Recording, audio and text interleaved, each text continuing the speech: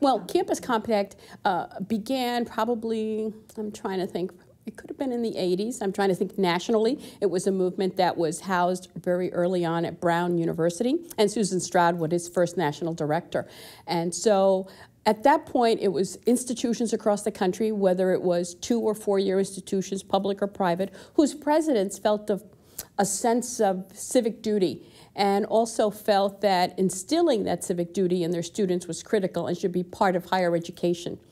And they also felt a commitment not just to their students, but also to their faculty and their staff, and the relationship that that institution could have with the community where that institution was housed. That was critical. It wasn't for the institution to do research, let's say, on civic engagement and keep it to itself, but how do we interact with the community? How does our research or our work or our teaching impact the community? And also, how can we take our knowledge and learning and skills in our students and try to address those issues in the community?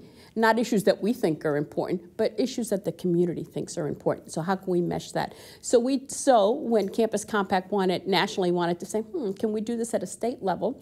Back then, John Marshall, who was at the Kresge Foundation, I think was involved at the National Campus Compact. And so he said, well, maybe we can do that in Michigan. And so we were very fortunate with his leadership here that he convened a group of individuals.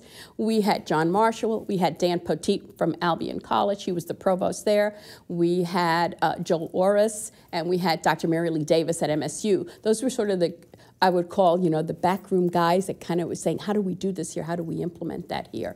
And we were very fortunate, too, that Kellogg felt really strongly about the position, as did Kresge, because Kresge gave us sort of they used one of their own staff members to sort of create the first proposal that went into Kellogg to say, how do we kind of take and match our things, match the institutions, who could be sort of our inner circle of institutions that are willing to come forward. And so we were very lucky that early on, we had 10 institutions. We had community colleges, we had private institutions, we had 4-year institutions, and their presidents were very, very committed to the initiative.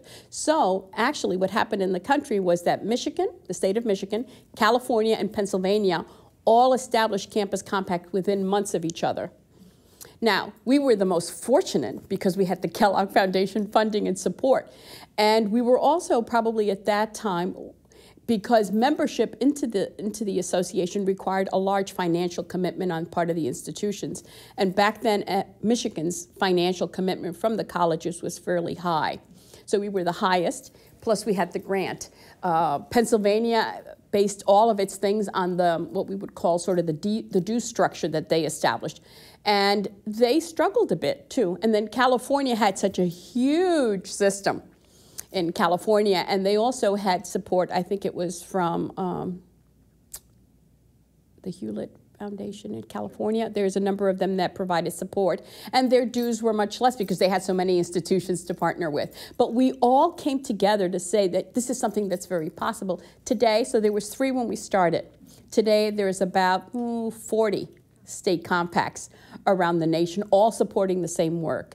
And so I think that laid in Michigan a foundation for us to consider, because it was during the compact years that there was stuff happening in DC talking about, back then it was called the Commission on National and Community Service. What they were doing some what we would call demonstration projects. Michigan was able to reap some rewards from that, taking in some, we did a major expansion in Michigan on the Youth Volunteer Corps model that had come out of Kansas City. And we were able also to fund some other sort of what we would call youth corps, because at that time we had also, probably the year before, had lost all our youth corps in Michigan. We were one of the big states in the early years that really did a lot with youth corps and helping individuals from inner city to kind of take an opportunity and see new ways to get involved in their communities, giving back to their communities, mostly in an environmental setting, but it was really wonderful for those individuals that had that opportunity. So during the time that I was at Campus Compact, the whole legislation passed at the federal level, and the commission was being formed in Michigan.